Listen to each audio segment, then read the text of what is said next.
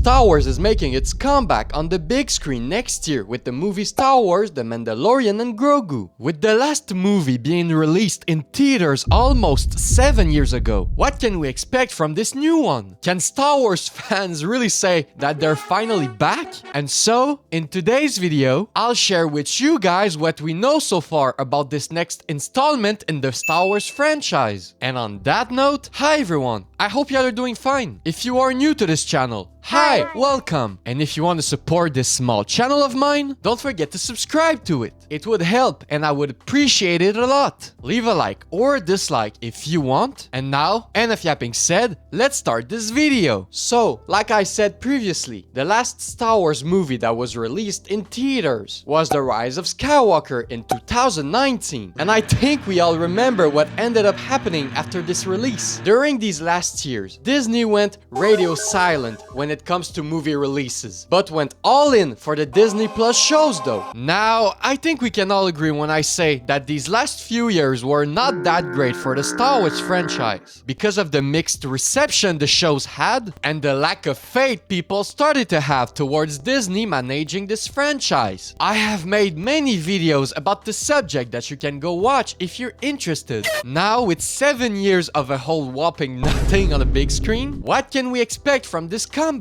Can we all say as Star Wars fans, oh, we're so back? Well, here's what we know so far about this movie. So, the movie is set to release on May 22, 2026. It will be directed by Jon Favreau, who you probably know for being a creator and a showrunner on the infamous show The Mandalorian. He will also work very closely with another infamous figure of the Star Wars franchise, Dave Filoni, who is the chief creative officer at Lucasfilm since 2023. But you probably know him best for his work on the Clone Wars, Rebels, and the recent live-action shows like The Mandalorian and Ahsoka. Dave Filoni has been involved with this franchise since 2005 and has worked on many fan-favorite shows, creating a massive interest for his career amongst hardcore fans. Nowadays, he divides the fandom because of some of his recent creative decisions and his involvement on some poorly received Star Wars shows. But hey, he's not the only guy working on the Mando and Grogu movie. Like I said, the movie is directed by Jon Favreau, who, from what I've seen online, is being praised by most of the fandom. His unique vision of the franchise creates original projects that feel refreshing for this franchise, and I fully support it. Now, here are some other information that we know about this movie coming out next year. Pedro Pascal will be returning as Din Djarin, aka the Mandalorian. Grogu will also obviously return. The new cast includes Sigourney Weaver as some kind of pilot or veteran in the New Republic, and Jeremy Allen White as Rota the Hutt, Jabba's son. The movie will take place after the Mandalorian season 3 in the New Republic era, so the post-Galactic Empire era. Here's a synopsis of the movie. The evil empire has fallen, and Imperial warlords remain scattered throughout the galaxy. As the fledgling New Republic works to protect everything the rebellion fought for, they have enlisted the help of legendary Mandalorian bounty hunter Din Djarin and his young apprentice Grogu. So, just from these few pieces of information we have, this is what we know so far about this movie. But on September 22nd, Star Wars officially released the first trailer for this movie, and there's a lot of things to analyze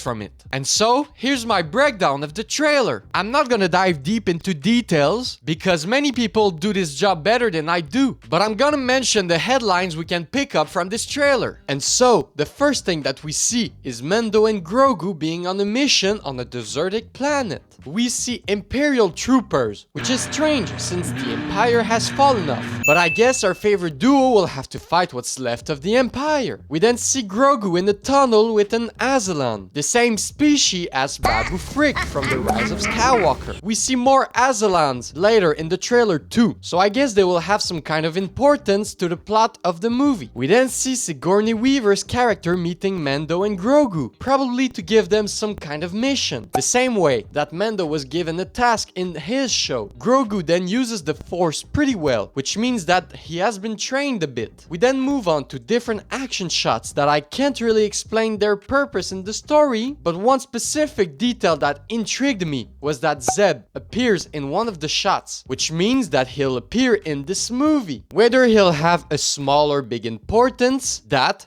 we can't tell yet. If you don't know who Zeb is, he's an important character from the kids show Rebels, which is so underrated in my opinion. He did a small cameo in The Mandalorian season 3, so I guess it was teasing his appearance in the movie. There are then many shots of some kind of arena that looks like it's hosting some gladiator type of fights. We see Jeremy Allen White's first appearance as Rota the Hutt, Jabba's son, whose first appearance was in the Clone Wars movie back in 2008. Mando is seen in the audience and in the fight zone itself on different shots, which implies that he'll probably start his journey there by watching the fight and then participating in one somehow. We then see him also fight some giant robots in some kind of underground tunnels, and finally him destroying an AT-AT on the frozen mountain. Here are also two small details that we can get from the trailer. First off, this movie seems to reuse the original music from the Mandalorian show composed by Ludwig Göransson, which are honestly untouchable at this point. You can't really do a Mandalorian project without it, because it is literally so memorable and heavily associated and recognizable by anyone who watched the show. And finally, the movie also seemed to be, as they say, forged for IMAX, which is exciting in my opinion, because Star Wars is a franchise that tries to impress its viewers by the world it shows, and it all comes from the visuals and the CGI, which honestly look fine for now. The only criticism that I'll give about it is that the volume looks so recognizable in some shots, which ruins the immersion a bit for me. Now that I have shared with y'all the information that we know so far about this movie, what are my hopes for it? Well, first off, because it's the first Star Wars movie we got in 7